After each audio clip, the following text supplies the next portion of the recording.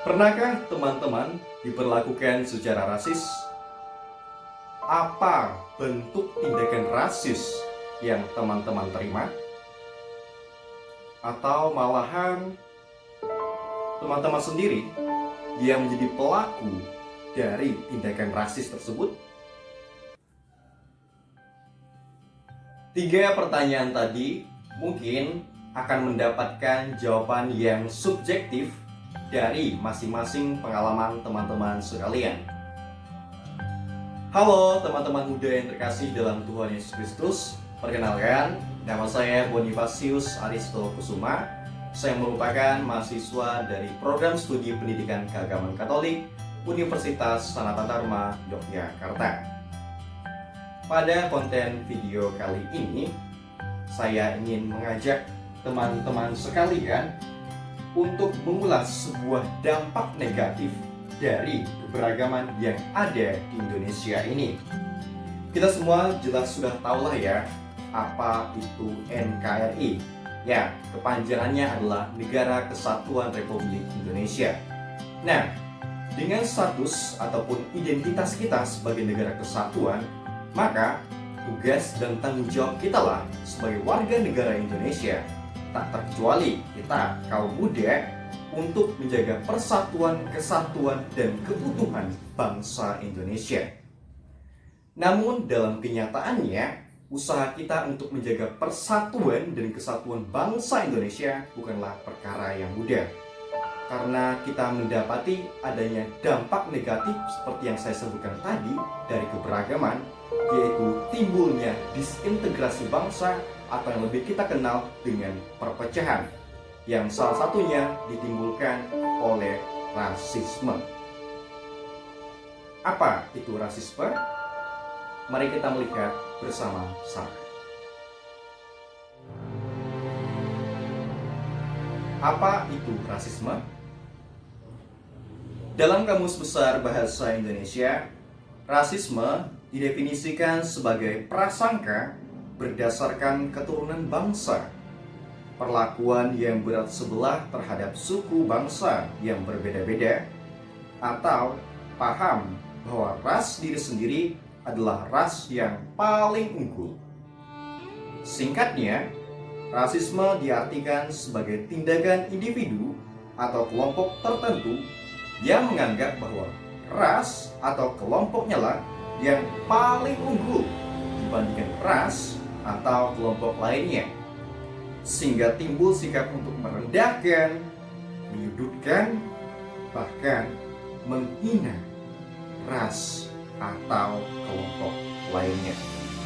Setelah kita menyimak pengertian dari rasisme itu sendiri, kita ingin melihat sebenarnya apa faktor penyebab atau penyebab munculnya rasisme di dunia maupun Indonesia khususnya.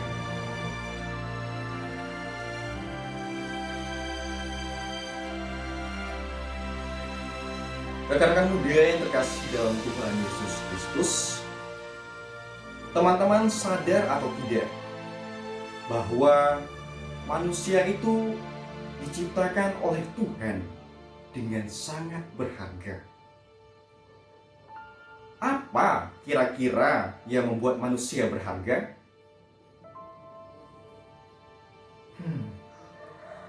Jawabannya ialah karena manusia punya martabat. Bahkan mungkin kita pernah mendengar di pelajaran pendidikan agama Katolik ketika di sekolah bahwa manusia punya martabat yang luhur atau mulia.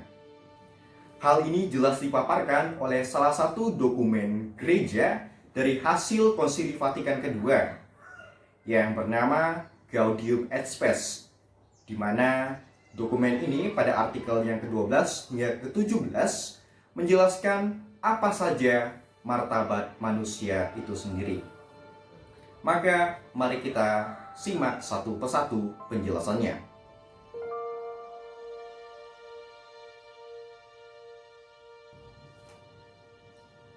Martabat manusia yang pertama ialah diciptakan serupa atau segambar dengan Allah.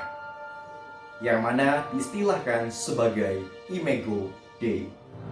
Ya, kita manusia diciptakan menurut gambar Allah. Ia mampu mengenal dan mengasihi penciptanya. Oleh Allah, manusia ditetapkan sebagai tuan atas semua makhluk di dunia ini untuk menguasainya dan menggunakannya sambil meluhurkan Allah.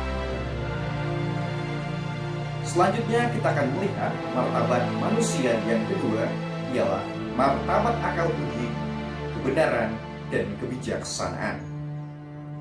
Dengan akal budi yang Allah anugerahkan kepada manusia, Allah sungguh dengan amat baik mengaruniakan akal budi kepada manusia supaya manusia berpikir secara rasional sehingga mampu menentukan mana yang benar dan bijaksana demi kebaikan dirinya sendiri maupun orang lain. Jelas kita memiliki akal budi ataupun kemampuan berpikir secara logis, secara benar, bahwa kemampuan berpikir kita itulah yang semestinya kita gunakan untuk hal-hal yang baik dan benar demi diri kita sendiri, kemuliaan Allah, dan juga kebaikan banyak orang. Selanjutnya kita akan melihat martabat pribadi manusia yang ketiga, yakni manusia yang memiliki martabat hati nurani. Hati nurani atau suara hati yang dimiliki oleh manusia selalu menyerukan yang baik dan benar untuk menghindari apa yang jahat. Dalam ilmu psikologi, hati nurani dikenal dengan istilah super ego, yang mana ketika kita melakukan tindakan yang salah atau tidak berkenan atau benar di hati nurani kita akan spontan merasakan rasa bersalah. Itu teman-teman bisa kaji sendiri nanti dalam teorinya, dalam ilmu psikologi terkait yang namanya super ego itu. Jadi hati nurani kita akan spontan mengatakan bahwa, oh ini salah kok sebenarnya. Selanjutnya kita akan melihat martabat manusia yang keempat, ialah keluhuran kebebasan. Allah menciptakan manusia dan menganugerahkan martabat yang keempat, yakni keluhuran kebebasan yang diberikan oleh Allah kepada kita manusia, agar manusia sendiri menggunakan akal budi dan hati nuraninya supaya bebas memilih dan memutuskan apa yang baik dan berguna bagi dirinya sendiri, orang lain, dan demi kemuliaan Tuhan.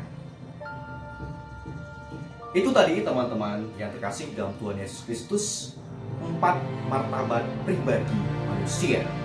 Yang pertama ialah manusia diciptakan serupa atau segambar dengan Allah, atau yang kita kenal dengan istilah manusia diciptakan dengan Imago Dei. Yang kedua, manusia punya martabat akal budi.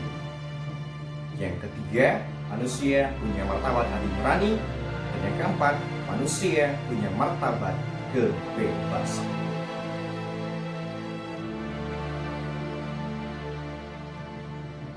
Teman-teman muda yang terkasih dalam Tuhan Yesus Kristus, tadi kita telah melihat 4 martabat pribadi manusia. Dimulai dari manusia sebagai Imago Dei, memiliki martabat akal budi, kebenaran dan kebijaksanaan. Selanjutnya ialah hati nurani dan keluhuran kebebasan. Secara ringkas kita bisa memahaminya demikian.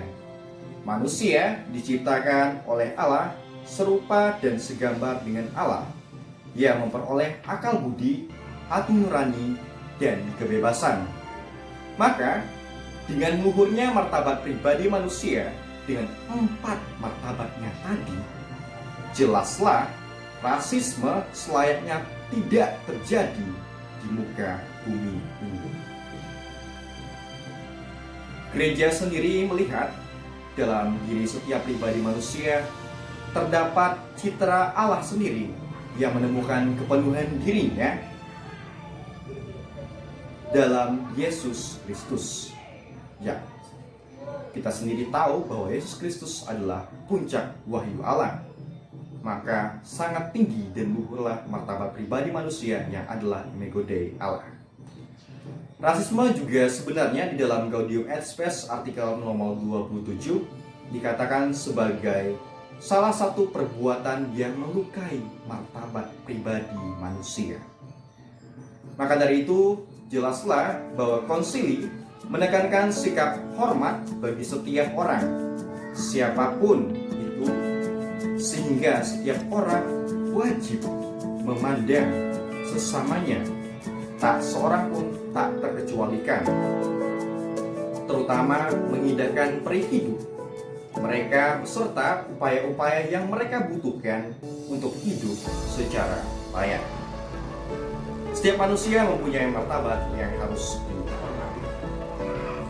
Nah, teman-teman yang terkasih dalam Tuhan Yesus Kristus, jelas kita mendapatkan terang dari ajaran Gaudium et Spes betapa pentingnya menghargai martabat pribadi manusia, yang mana dengan kita mengenal dan melihat kembali esensi atau hakikat dari martabat pribadi manusia itu sendiri, kita sadarkan bahwa sebenarnya setiap manusia yang ada di bumi ini itu berharga, itu mulia, karena mereka memiliki 4 martabat tersebut.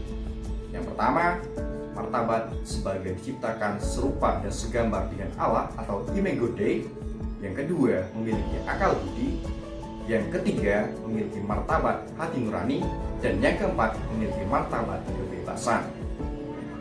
Sehingga dengan kita mengetahui bahwa manusia punya martabat yang begitu luhur dan mulia, kita bisa menjadikan martabat manusia sebagai alternatif solusi untuk mencegah maupun mengatasi masalah rasisme yang ada di dunia ini dan juga yang ada di Indonesia. Memang jika dalam kajian yang lebih mendalam ada berbagai faktor penyebab dan juga alternatif cara pencegahan atau solusi yang lebih strategis dalam mengatasi rasisme dalam skala internasional maupun dalam konteks di negara kita di Indonesia. Namun yang mau saya tekankan dalam video ini khususnya, bagaimana teman-teman kembali diingatkan akan pentingnya menghargai martabat manusia. Kita semestinya disadarkan bahwa Gaudium et Spes mengatakan ada 4 martabat pribadi manusia yang begitu berharga. Maka karena kita berharga, karena kita istimewa dan juga mulia, karena Allah yang menciptakan kita, maka sudah semestinya kita menghargai martabat pribadi manusia. Sehingga mulai dari sekarang, marilah kita memperbaharui diri dengan bersemangat untuk memperlakukan setiap manusia yang kita jumpai dalam kehidupan kita dengan setara, dengan memiliki hak yang sama, karena mereka sama-sama diciptakan oleh Allah, punya martabat yang sama dengan kita. Maka hendaknya kita mampu terbuka dan ramah dalam memperlakukan setiap orang meskipun berbeda latar belakangnya. Oke, teman-teman Buddha yang terkasih dalam Tuhan Yesus Kristus, cukup sekian konten digital yang saya sampaikan pada kesempatan kali ini. Semoga teman-teman Buddha sekalian benar-benar disadarkan dan diingatkan bahwa ternyata manusia mempunyai martabat, ya, martabat yang begitu luhur dan mulia, sehingga setiap orang memilikinya dan kita wajib, seperti yang dikatakan Gaudium et Spes tadi, untuk menghargainya, untuk menghormatinya. Dan maka dari sekarang kita hendaknya mampu untuk menghargai perbedaan yang ada, tetapi juga mampu menghargai setiap pribadi manusia yang kita jumpai di dalam kehidupan kita.